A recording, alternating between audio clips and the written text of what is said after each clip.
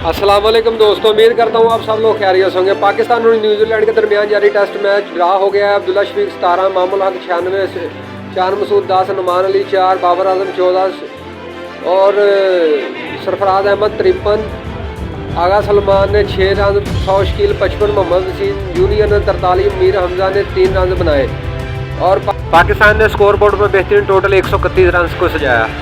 New Zealand की जानब से टीम सऊदी ने 6 खिलाड़ियों को आउट किया, मार्क बर्चल 2, बाकी को और उनका कोई खिलाड़ी भी विकेट लेने में कामयाब नहीं रहा।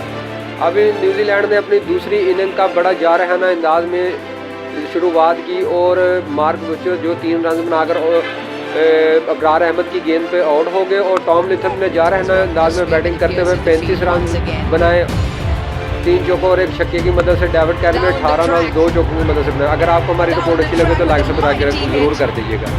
So Shaquille is having some fun here and he's reached his 50.